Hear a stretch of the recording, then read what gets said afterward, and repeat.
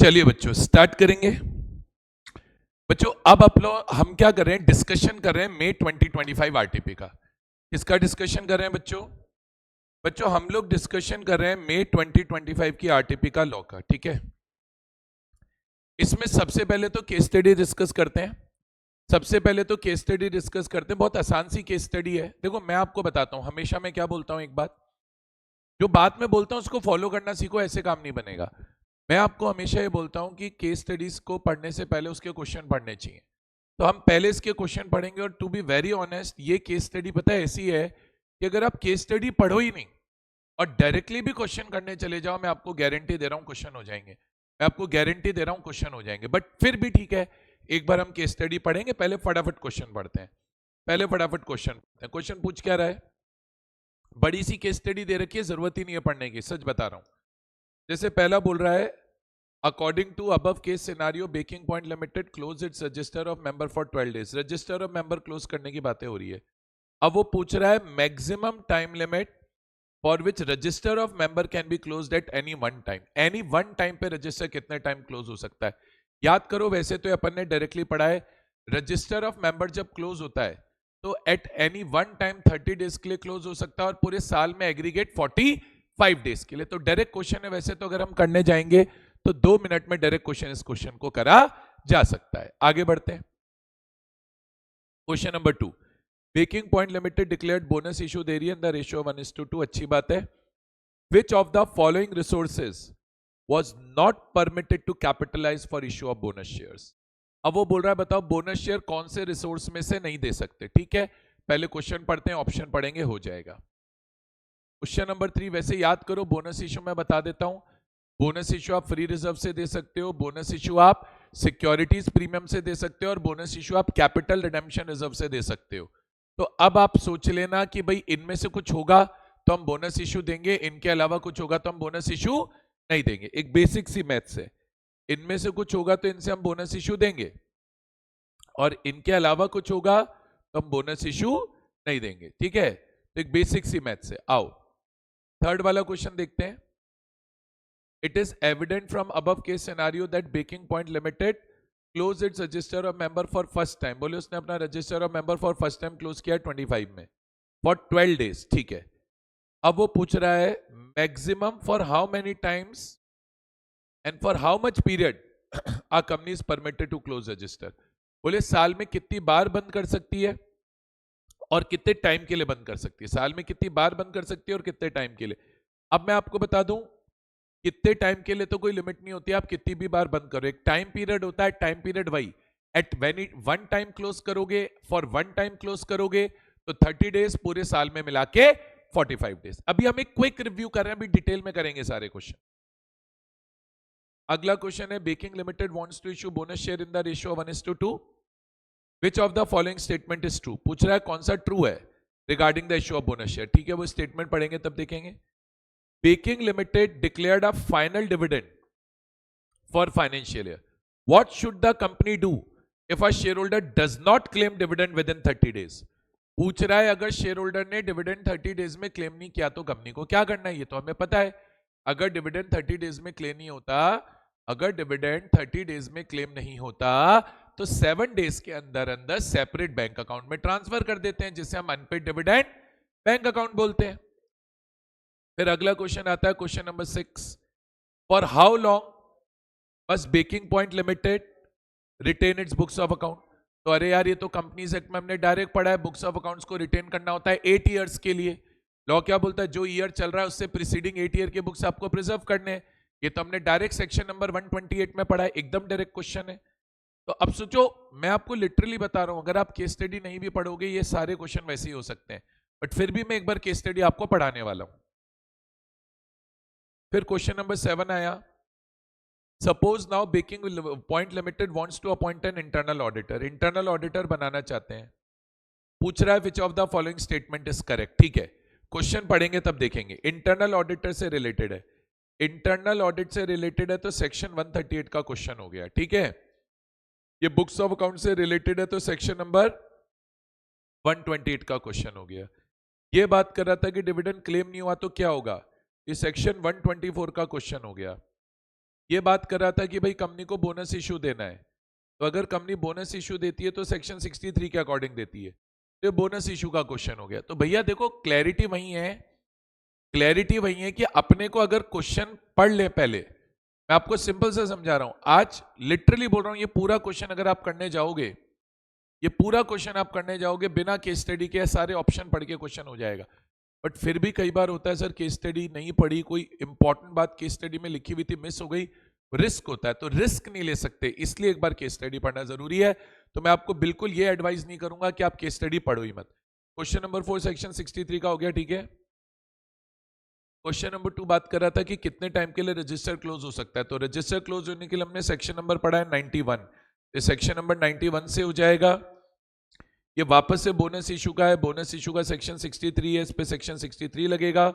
और फिर से इससे पहले वाला जो क्वेश्चन था, इससे पहले वाला जो क्वेश्चन था ये बोनस रजिस्टर क्लोज करने वाला था, तो ये भी सेक्शन 91 से हो जाएगा। तो मैंने आपको सेक्शन लिख के दे दिया, मैंने आपको क्वेश्चन पढ़ के दे दिया, अब फटाफट से क्वेश्चन करना भी तो पड़ेगा। आइए क्वेश्चन करते हैं। Shilpi Shilpa both known for their close friendship since college days along with other close friends एक कंपनी बना रहे हैं, baking point limited, when its registered office in Connaught Place New Delhi. अच्छी बात है, रजिस्टर्ड ऑफिस कनॉट प्लेस न्यू दिल्ली में है। कंपनी चॉकलेट सर्व कर रही है, various type of cake and pastry serve कर रही है। Their product and client demonstrated testimony to over 10 years of service in this field. With over 50 branches इन्होंने खोली हुई हैं in New Delhi, NCR region में है। The products were embodiment of elegance, sanctuary, flavor. Shilpi was the chief managing director, whereas Shilpa was the whole-time director. सच बता रहा हूँ, ये पूरी इंफॉर्मेशन क्वेश्चन में कोई काम नहीं आने वाली, सिर्फ अननेसेसरीली केस स्टडी को बड़ा करने के लिए, आपका टाइम बर्बाद करने के लिए दी हुई है। इन एडिशन टू शिल्पी शिल्पा, मेरे को देखो, मेरे को तो क्या है, इसको मैं पूरा क्वेश्चन पढ़ूंगा, मैंने पीछे के क्वेश्चंस पढ़े हुए हैं। मैं तो रजिस्टर ऑफ मेंबर्स की क्लोजिंग वाली बात के पॉइंट्स पे फोकस करूंगा, मैं जहां बोनस इशू आ रहा होगा वहां के पॉइंट की फोकस कर लूंगा, थोड़ा बहुत डिविडेंड डिक्लेयर करने वाली बातों पे फोकस कर लूंगा, मुझे बाकियों से मतलब ही नहीं है। In addition Shilpi Shilpa Baking point Limited ever proud of having a sincere management team head, Prabhat director है, साहिल भी डायरेक्टर है, विकल्प भी डायरेक्टर है, सुकन्या भी डायरेक्टर है। Company maintain and kept all statutory registers at registered office. सही बात है, बुक्स तो रजिस्टर पे ही मेंटेन हो, बुक्स ऑफ अकाउंट्स है, जितने भी रजिस्टर होते हैं वो तो रजिस्टर्ड ऑफिस पे ही मेंटेन होते हैं। Understanding need and power of information technology and also giving due weightage to demand of changing laws and considering trends of society, Baking point Limited availed the services of an internet service provider named by Etherwaves Telecommunication Private Limited located in Chandigarh, which offered company with high speed internet that was required for business application like cloud data backup and teleconferencing. अभी तक भी question में कोई काम की बात नहीं हो रही है। It was thought that this magnificent and progressive step would help companies business to connect with the customer spread across the nation. Even the employees of the company would be able to connect. कोई internet का connection ले रहे हैं, connect कर लेंगे, कोई काम की बातें ही नहीं है। Company had also registered unique website Baking Point Limited from its website with its development, जो भी है सारी बातें हैं। Books of accounts started maintaining books of accounts and other relevant paper in electronic mode। तो ठीक है भाई, हमने तो सेक्शन नंबर 128 में पढ़ा है ना कि बुक्स वगैरह इलेक्ट्रॉनिक मोड में मेंटेन होती है, क्या दिक्कत है, अच्छी बात है, करनी चाहिए। In order to reinforce loyalty among the shareholder, the directors of the Baking Point Limited thought of issuing bonus share in the ratio 1:20। Bonus issue ला रहे 1:20 में ले आओ, and in the process pass the resolution to this effect at the meeting of board of director which was held on 6 December 24। Board of director का एक resolution भी पास कर दिया। बिल्कुल क्या होता है, बोनस इशू लाने के लिए पहले बोर्ड का रेजोल्यूशन पास होता है, याद करो। अगर बोनस इशू लाना है तो पहले बोर्ड का रेजोल्यूशन पास होता है, बोर्ड का रेजोल्यूशन पास होने के बाद शेयर होल्डर से अप्रूवल ली जाती है, फिर बोनस इशू आता है। They felt that issue of bonus would use the internal resources more efficiently and also this strategy would serve as an alternative to dividend payout। अब ये गलत बात कर रहे हैं, याद करो जो बोनस इशू का सेक्शन था सेक्शन 66, साथ में हमने जो डिविडेंड के प्रोविजंस पढ़े हैं सेक्शन 123 में, वहां पे क्लियर लिखा हुआ है कि bonus issue can not be made in lieu of dividend. Dividend के बदले आप बोनस इशू नहीं दे सकते, ठीक है, अच्छी बात है। The issue of bonus share was approved at EGM में अप्रूव हो गया 9 जनवरी 25 को। द रिकॉर्ड डेट वो डेट होती है जिस दिन जो शेयर होल्डर होगा उसको बोनस इशू मिलेगा। The cut off date being 23 January 25 was set by the company to determine eligibility of shareholder for getting bonus share. Again कोई काम का डेटा नहीं है। In order to proceed with issue of bonus share, the register of members bonus issue देने के लिए, अब ये सेक्शन 91 की बात होनी चालू हो गई। Register of member was close for 12 days, तो सही है, 12 डेज के लिए तो क्लोज कर ही सकता है। At any one time 30 days के लिए क्लोज करना अलाउड होता है by giving previous notice of 15 days. 15 days का प्रीवियस नोटिस दिया। An advertisement in this respect was also published, अच्छी बात है। अब क्वेश्चन बोल रहा है at the time of declaration of bonus issue following was the position of सब important figures as they appeared in the balance sheet. Bonus issue वाले दिन का डेटा है। ऑथराइज शेयर कैपिटल दे रखी है, paid up equity share capital company की दे रखी है, प्री रिजर्व दे रखे हैं, सिक्योरिटी प्रीमियम इन्होंने दे रखा है, रिवैल्यूएशन रिजर्व इन्होंने दे रखा है, कैपिटल रिडेम्पशन रिजर्व दे रखा है। अब याद करो सेक्शन 63 जब हमने पढ़ा था,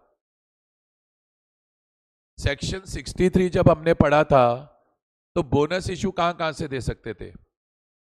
सेक्शन 63 जब हमने पढ़ा था तो बोनस इशू कहां से दे सकते थे। बोनस इशू कहां से दे सकते थे। मैं फिर बोल रहा हूं, याद करो जब हमने क्या पढ़ा था, सेक्शन 63 पढ़ा था। तो मुझे एक बात बताओ, जब हम सेक्शन 63 पढ़ रहे थे तो बोनस इशू कहां से दे सकते थे। बोनस इशू कहां से दे सकते थे। तो सर जब हमने सेक्शन 63 पढ़ा था, जब हमने सेक्शन 63 पढ़ा था तो हमने बोला था कि बोनस इशू आप सिक्योरिटीज प्रीमियम से दे सकते हो, बोनस इशू आप फ्री रिजर्व से दे सकते हो, बोनस इशू आप सिक्योरिटी प्रीमियम से दे सकते हो, लेकिन कैपिटल रिडेम्पशन रिजर्व से तो बोनस इशू देना अलाउड नहीं था। लेकिन रिवैल्यूएशन रिजर्व से तो बोनस इशू देना अलाउड नहीं था। अब याद करो, रिवैल्यूएशन रिजर्व से हम बोनस इशू नहीं दे सकते थे। मैं फिर बोल रहा हूं, आप याद करो, रिवैल्यूएशन रिजर्व से हम बोनस इशू नहीं दे सकते थे। तो क्या बोनस इशू फ्री रिजर्व से दे पाएंगे? हाँ। क्या सिक्योरिटी प्रीमियम से दे पाएंगे? हाँ। क्या कैपिटल रिडेम्पशन रिजर्व से दे पाएंगे? हाँ। क्या रिवैल्यूएशन रिजर्व से दे पाएंगे? ना। अब ये बोल रहा है the accounts relating to financial year 23-24 were duly audited by Raghavan and associate of New Delhi and the requisite document required to be submitted to the jurisdictional ROC were duly filed in the time under the supervision of whole time secretary Saira Murthy. ठीक है, अब ये इतनी बड़ी case study बना दी, काम की बहुत लिमिटेड बातें इस केस स्टडी में है। अब क्वेश्चन करते हैं। पहला question, according to the above case scenario Baking point Limited closed its register of members for 12 days. उसने अपना रजिस्टर कितने दिन क्लोज किया? बोले close its register for 12 days in connection with the issue of bonus shares to its shareholders. In connection with the issue of bonus shares to its shareholders, you are required to choose the correct option from those stated below as to the maximum time limit for which register of member can be closed at any one time. Any one time आप maximum 30 days के लिए close कर सकते हो at a stretch by Baking Point Limited.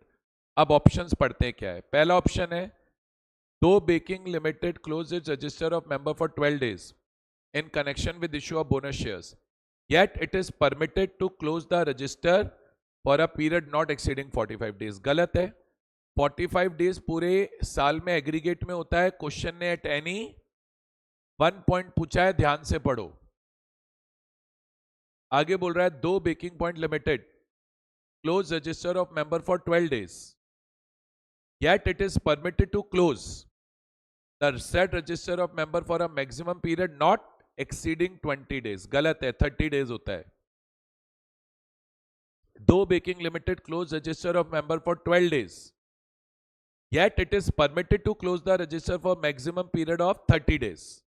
ये सही है, पर एक बार डी ऑप्शन भी पढ़ना, क्या पता डी इससे बेटर हो। दो baking limited close its register of member for 12 days, in connection with issue of bonus share. Yet it is permitted to close the said register for a maximum period not exceeding 60 days. ये भी गलत है. इस question का correct answer हो गया option C. इस question का करेक्ट आंसर हो गया ऑप्शन सी. आइए नेक्स्ट पार्ट देखते हैं. Baking Point Limited declared issue of bonus shares in the ratio of 1:2 to its shareholders. Which one of the following resources Baking Point Limited was not permitted? तो वो तो हमने पहले ही पढ़ा था, रिवैल्यूएशन रिजर्व को आप यूज नहीं कर सकते. Considering the provisions, you are required to choose the correct option from those below. Correct option choose करना है. For issuing bonus shares, Baking Point was not permitted to capitalize the amount of rupees 2 crore 10 lakh lying to the credit of free reserve. गलत. Free reserve आप bonus issue के लिए use कर सकते हैं. For issuing bonus share, Baking Point Limited was not permitted to capitalize the amount of 30 lakh shown by securities premium account. फिर गलत. बोल रहा है सिक्योरिटी प्रीमियम को यूज नहीं कर सकते. कर सकते हैं. Next. For issuing bonus shares, Baking Point Limited was not permitted, फिर मना कर रहा है, to capitalize revaluation reserve. ये सही है. रीवैल्यूएशन रिजर्व से बोनस इशू नहीं आ सकता, इसीलिए ये वाला ऑप्शन ठीक है. ये वाला ऑप्शन ठीक है. तो इस क्वेश्चन का आंसर भी वैसे तो अगेन ऑप्शन डी होना चाहिए, लेकिन फिर भी बेटर है एक बार मैं ऑप्शन डी रीड करूं.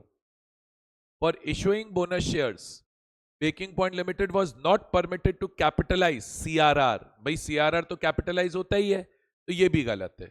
ये भी गलत है, ये भी गलत है, ये भी गलत है. Correct answer is C, option C, कि हम रिवैल्यूएशन रिजर्व यूज नहीं कर सकते. Question number 3. It is evident from the above case scenario that Baking Point Limited closed its register of member for first time in year 25. अच्छी बात है. For 12 days. Maximum for how many time? How many time की कोई limit नहीं है. साल में जितनी बार क्लोज करना है करिए. हाउ मेनी टाइम की कोई लिमिट नहीं. Maximum for how many time and for how much period? Period allowed है पूरे साल में एग्रीगेट में 45 डेज. और period, a company is permitted to close its register of member in each year. Considering the relevant provision, you are required to choose the correct option from the mentioned below. पहला question पढ़ रहा हूं. In each year company is permitted to close register for one time और more than one time. सही है. One time भी close कर सकते हो, मोर देन वन टाइम भी. And also for a period, but in aggregate such period और period of closure shall not exceed 45 days. मेरे हिसाब से तो पहला ही ऑप्शन ठीक है. मेरे हिसाब से तो पहला ही ऑप्शन ठीक है. वन टाइम और more than one time close हो सकता है और नॉट एक्सीडिंग 45 डेज. तो वैसे तो इसका आंसर ऑप्शन ए लग रहा है, लेकिन मैं हड़बड़ी में ऑप्शन ए नहीं मानूंगा, मैं बाकी ऑप्शंस भी रीड करूंगा. In each year company is permitted to close register of member for one time और मोर देन वन टाइम. यहां तक तो ये भी ठीक है, बट बोल रहा है नॉट एक्सीड 60 डेज. तो नॉट एक्सीड नहीं होता 60, 45 होता है. ये बोल रहा है नॉट एक्सीड 90 डेज, तो ये भी गलत हो गया. और डी ऑप्शन बोल रहा है नॉट एक्सीड 100 डेज, तो ये भी गलत हो गया. समझ में आया? ए ऑप्शन ठीक था, बी और सी और डी गलत थे. क्वेश्चन ये बहुत इजी है, बहुत इजी क्वेश्चन है, करते ही आ जाएगा. पढ़ो. Baking point Limited wanted to issue bonus shares to shareholders in a 1:2 ratio. Which of the following statement is true regarding the issue of bonus shares? पूछ रहा है इश्यू ऑफ बोनस शेयर्स के regard में कौन सा statement correct है. Bonus shares can be issued only if authorized by articles. Only if authorized. बिल्कुल sir, bonus issue करने के लिए आर्टिकल्स की ऑथराइजेशन तो चाहिए, तो ये तो करेक्ट है. Bonus shares can be issued without approval of board. False. Board की अप्रूवल के बिना बोनस शेयर इशू नहीं हो सकते हैं. बोनस शेयर इशू करने के लिए बोर्ड की अप्रूवल चाहिए. Bonus share must be issued in exchange for additional capital contribution. False. वो बोल रहा है बोनस इशू करने के लिए शेयर होल्डर से एडिशनल पैसा लेना पड़ेगा. फॉल्स. बोनस इशू फ्री में किया जाता है. ये भी गलत है, ये भी गलत है. Bonus share are issued at a price lower than market value. ऐसा कोई रूल नहीं है कि उनको मार्केट वैल्यू से कम पे देना है, ऐसा कोई रूल नहीं है। There is no such rule कि उन्हें मार्केट वैल्यू से कम पे देना है, सेक्शन 63 में कहीं ऐसा नहीं लिखा, ये भी फॉल्स है। तो the correct answer is option A. Fourth का भी बेटा अपना करेक्ट आंसर हो गया ऑप्शन। क्लियर है? Bonus shares can be issued only if authorised by the articles of association of company. अगला क्वेश्चन देखते हैं, question 5। Baking point Limited wanted to declare final dividend for the financial year 23-24 at its AGM.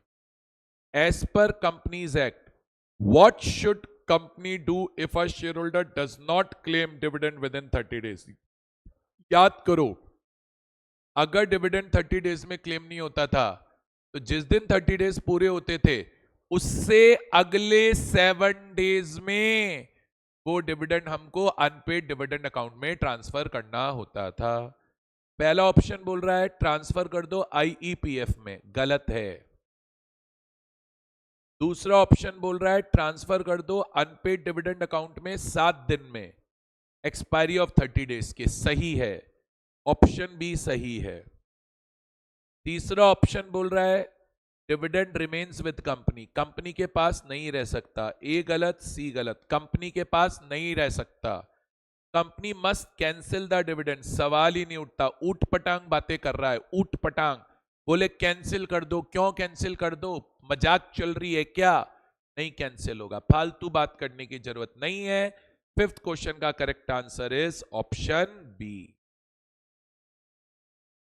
Confuse करेगा, आपको confuse नहीं होना, अपने law पे stick रहो, अपने लॉ पे स्टिक रहो कि भैया हाँ हमने ये लॉ पढ़ा है, उसके अकॉर्डिंग ये आंसर है, खत्म।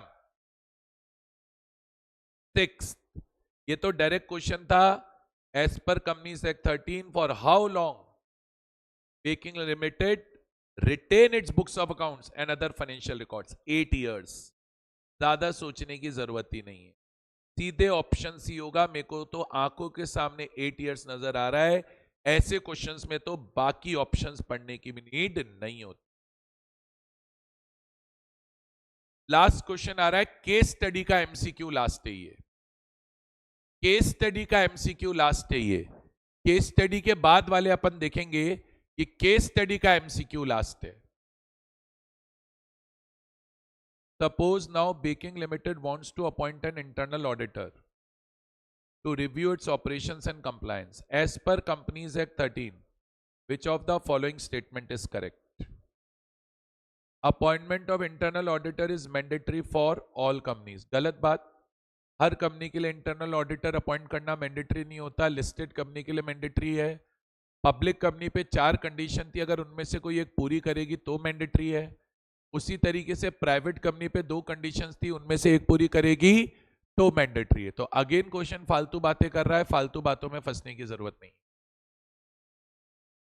नेक्स्ट बोल रहा है इंटरनल ऑडिटर मस्ट, मस्ट का मतलब हो गया मैंडेटरी बातें कर रहा है। बोले internal auditor must be a chartered accountant, गलत बात। याद करो, internal auditor chartered accountant, cost accountant या any other professionally qualified person हो सकता है, इसलिए यह भी गलत है। अगला ऑप्शन बोल रहा है internal auditor must be a chartered accountant और कॉस्ट अकाउंटेंट और any other professional decided by the board, ये ट्रू है। सीए हो सकता है, कॉस्ट अकाउंटेंट हो सकता है, कोई अदर पर्सन भी हो सकता है, ऐसा कोई हार्ड एंड फास्ट रूल नहीं है। डी ऑप्शन बोलता है internal auditor must be appointed by share holder, नहीं सर, लिखाया है मैंने, आप चेक करो।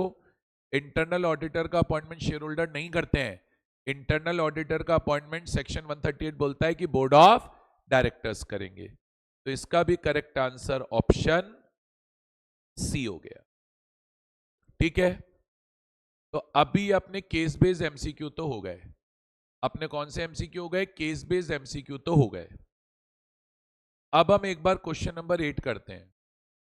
अब हम एक बार क्वेश्चन नंबर 8 करते हैं, बोर्ड पर ध्यान देना। क्वेश्चन नंबर 8 क्या बोल रहा है? XYZ LLP, अलग एमसीक्यू है बिल्कुल। XYZ LLP, a well established LLP, had 2 designated partners, Aditi and Rajiv. दो डेजिग्नेटेड पार्टनर्स हैं, अदिति और राजीव। अब तुम्हें पहले क्वेश्चन एमसीक्यू करने से पहले एक प्रोविजन याद दिलाता हूं, एमसीक्यू करने से पहले एक प्रोविजन याद दिलाता हूं, है ना।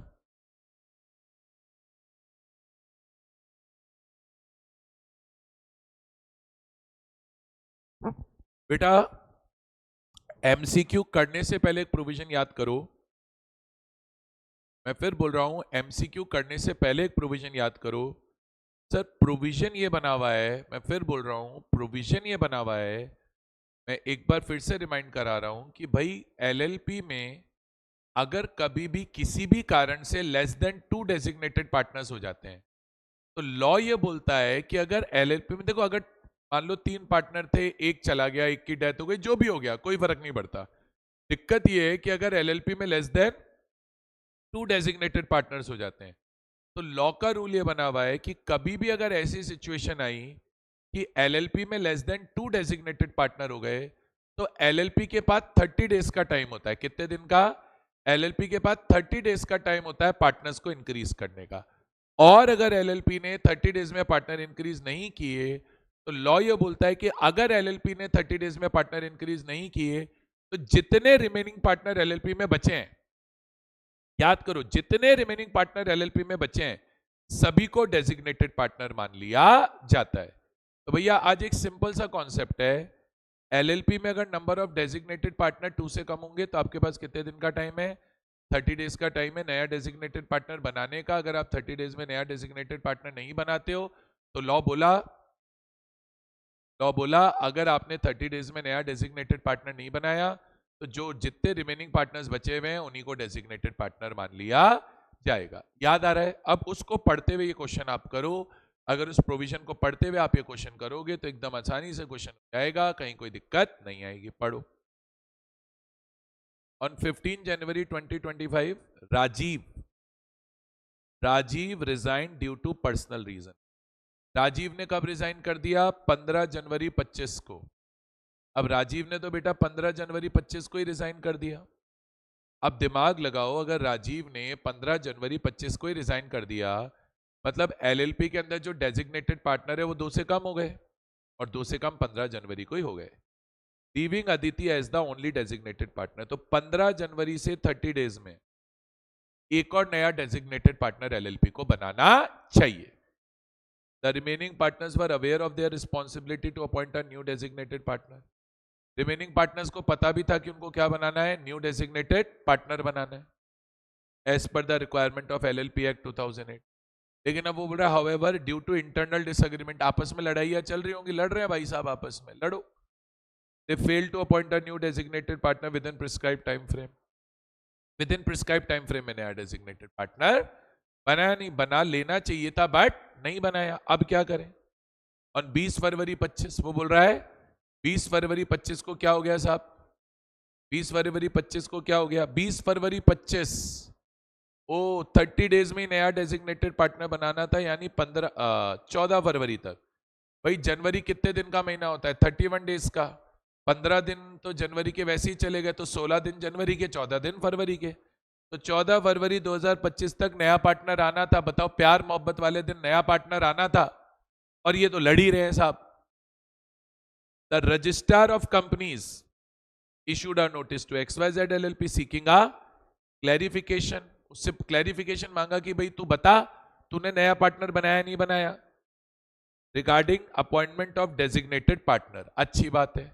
अब ऑप्शंस क्या क्या बना के दे रहा है मुझे, ये पूरा एमसीक्यू अपन ने पढ़ा। अब ऑप्शन पूछ रहा है एज पर LLP act 2008 choose the correct option if XYZ LLP fails to appoint a second designated partner. तो भाई देखो नहीं अपॉइंट करा तो वही है ना, 30 डेज पूरे हो गए 15 फरवरी को, तो 15 फरवरी के बाद सारे पार्टनर को डेजिग्नेटेड पार्टनर मानना है। यही आप पढ़ लेते हैं किस ऑप्शन में ये लिखा है। तो सबसे पहले वो बोल रहा है LLP will automatically B dissolve. नहीं, ऐसा तो कोई प्रोविजन नहीं है डिसॉल्व करने का, तो बोले ऑटोमेटिकली डिसॉल्व हो जाएगी, कहीं नहीं लिखा ऐसा। अदिति विल बी रिमूव्ड, क्यों भाई अदिति को क्यों हटा देंगे? बोल रहा है एलएलपी को नॉर्मल पार्टनरशिप फर्म मान लेंगे। पागल दंती जैसी बातें कर रहा है, कहां लिखा है ऐसा? कुछ भी बोल रहा है। तो जब लोग कुछ भी बोलना चालू करें ना, समझ जाओ गलत ऑप्शन है। अब वो क्या बोल रहा है? If one more designated partner is not appointed within 30 days of vacancy, each partner, ये सही है, each partner of XYZ LLP will be deemed to be a designated partner and will be held responsible for compliance requirements. तो अब ये बिल्कुल ठीक बोल रहा है, बोले हम हर पार्टनर को, वो क्या बोल रहा है, हम हर पार्टनर को डेजिग्नेटेड पार्टनर मान लेंगे और वो कंप्लायंस के लिए क्या माना जाएगा, रिस्पॉन्सिबल। बिल्कुल ये बात ठीक बोल रहा है कि भैया हर पार्टनर को डेजिग्नेटेड पार्टनर मान लेना और हर पार्टनर को हम जिम्मेदार ठहरा देंगे। किसके लिए जिम्मेदार ठहरा देंगे, बोले हर पार्टनर को हम कंप्लायंस के लिए जिम्मेदार ठहरा देंगे। ये बात बिल्कुल ठीक बोल रहा है। तो मेरे हिसाब से ऑप्शन सी बिल्कुल ठीक है, मेरे हिसाब से ऑप्शन सी बिल्कुल ठीक है। लेकिन एक बार फिर भी मुझे ऑप्शन डी पढ़ना पड़ेगा। ये बोल रहा है XYZ LLP will be fine, बोले XYZ LLP पे फाइन लगा देंगे 10 लाख का। अरे भाई कहां लिखा है 10 लाख का फाइन, कौन से प्रोविजन बना रहे हो, गलत है भैया। देखो कंफ्यूज मत होना, मैं पहले ही बोल रहा हूं, जो पढ़ा है उस पर कॉन्फिडेंस रखो। ऑप्शन में क्या होता है, देखो ऊटपटांग ऑप्शन बनाए जाते हैं। ऑप्शन में क्या होता है, ऊटपटांग ऑप्शन बनाए जाते हैं। ऊटपटांग ऑप्शन इसलिए बनाए जाते हैं ताकि आप क्वेश्चन को कर लो। बस इन्होंने जबरदस्ती का ऊटपटांग क्वेश्चन आपको बना के दिया, जबरदस्ती के ऊटपटांग ऑप्शन बना के दिए।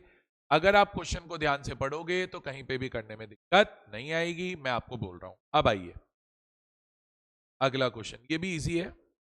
अच्छा, इसको पढ़ने से पहले मैं फेमा का एक प्रोविजन याद दिलाता हूं। फेमा में हमने एक सेक्शन पढ़ा है, सेक्शन 6, कैपिटल अकाउंट ट्रांजैक्शन का सेक्शन है। फिर बोल रहा हूं, फेमा में हमने एक सेक्शन पढ़ा है, सेक्शन 6 कैपिटल अकाउंट ट्रांजैक्शन। क्या क्या बोलता है सेक्शन 6 में, याद एक पॉइंट था, वो बोलता था कि आप पहले पीआरओआई थे, पहले पीआरओआई थे, अभी नहीं हो, पहले थे। तो सेक्शन 6 बोलता है कि आप पहले पीआरओआई थे, फेमा का सेक्शन 6, आप पहले पीआरओआई थे, अब आप पीआरआईआई बन गए।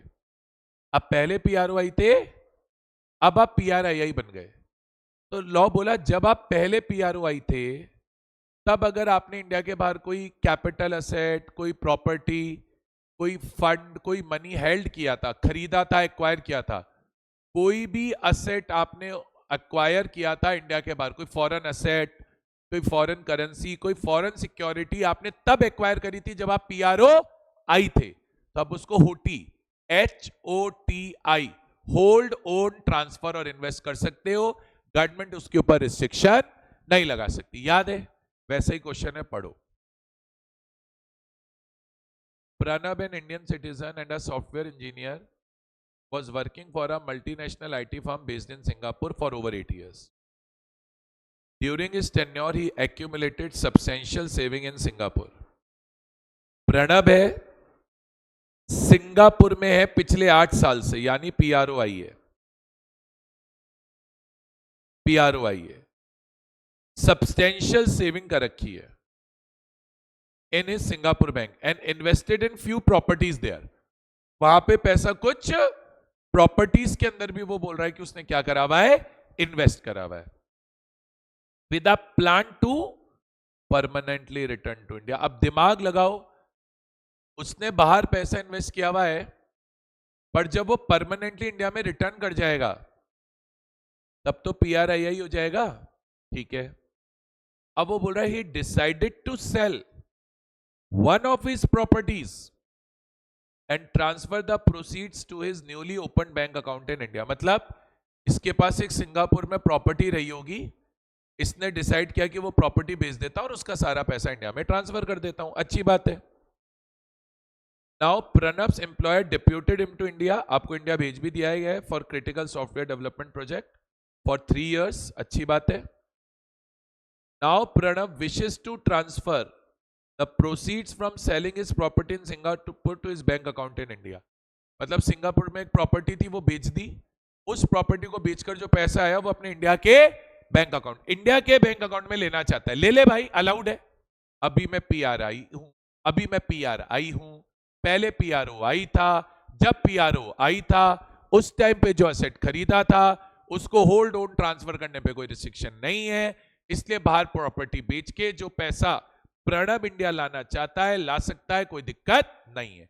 अब मेरे को ऑप्शंस पढ़ के देखना पड़ेगा कि एक्चुअल में आंसर क्या करना है। एक क्वेश्चन तो समझ में आ गया, अब आंसर क्या करना है। As per the provision of FEMA, which of the following statement is most accurate regarding his ability to do so? He can freely transfer full amount without any restriction. बोले वो freely transfer कर सकता है full amount. बोले वो freely transfer कर सकता है full amount without any restriction.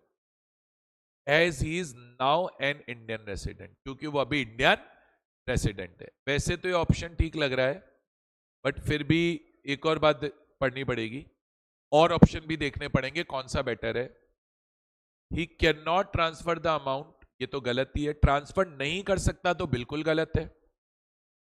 He can freely transfer the funds if the property was purchased while he was a person resident outside India.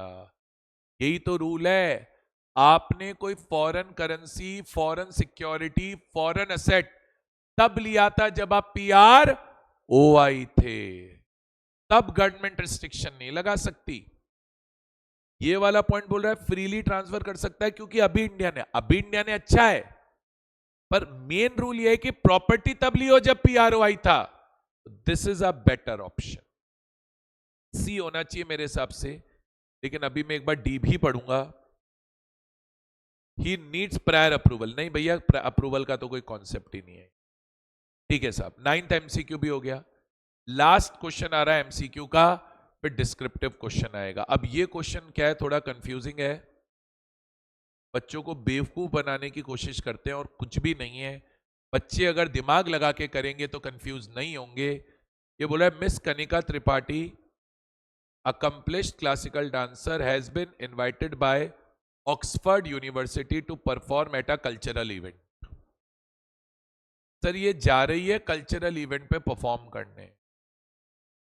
अब मैं आपको बताता हूं, ये कल्चरल इवेंट पे परफॉर्म करने जा रही हैं, ये कोई कल्चरल टूर ऑर्गेनाइज नहीं कर रही। मतलब ये इवेंट ऑर्गेनाइज नहीं कर रही, ये इवेंट की ऑर्गेनाइजर नहीं है, बस ये इवेंट परफॉर्म करने के लिए वहां जा रही है। ये खुद थोड़ी इवेंट ऑर्गेनाइज कर रही है। अभी क्या होता है, हमने foreign exchange management current account transaction rules 2000 पढ़े। उसके अंदर foreign exchange management current account transaction rule 2000 के अंदर बेटा, उसके अंदर हमने पढ़ा है शेड्यूल 2। शेड्यूल 2 बोलता है कि अगर इंडिया के बाहर कल्चरल टूर के लिए जा रहे हो, इंडिया के बाहर अगर आप कल्चरल टूर ऑर्गेनाइज करते हो तो सीजी की अप्रूवल चाहिए। तो इंडिया के बाहर अपन कोई कल्चरल टूर तो ऑर्गेनाइज कर नहीं रहे।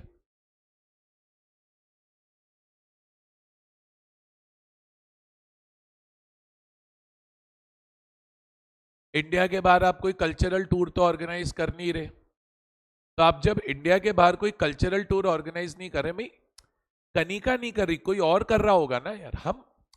हम थोड़ी कल्चरल टूर ऑर्गेनाइज कर रहे हैं भाई, हम तो इवेंट में परफॉर्म करने जा रहे हैं।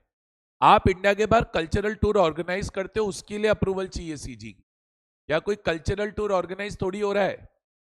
हम तो उस इवेंट में परफॉर्म करने जा रहे हैं। तो यहाँ शेड्यूल 2 नहीं है पहली चीज। शेड्यूल 2 मत लगाइएगा, गलत हो जाएगा। She seeks to withdraw $75,000 for tour expense, तो नॉर्मल शेड्यूल 3 लगेगा। एक इंडिविजुअल बंदा है, बाहर जा रहा है टूरिंग के लिए, तो लिबरलाइज रेमिटेंस स्कीम बोलती है कि अप टू $2.5 लाख फ्रीली लेना अलाउड है, और उससे ऊपर चाहिए तो आरबीआई की अप्रूवल रिक्वायर्ड है। What is the most likely restriction on this transaction under FEMA and its guideline? She must obtain prior approval of RBI before withdrawing foreign exchange for cultural tour. Sir RBI की approval चाहिए तो होती, पर amount $2.5 lakh से ज्यादा होता तो ये तो गलत है। She can withdraw foreign exchange freely within the limit prescribed under liberalized remittance scheme और relevant FEMA guideline. ये बिल्कुल ठीक है।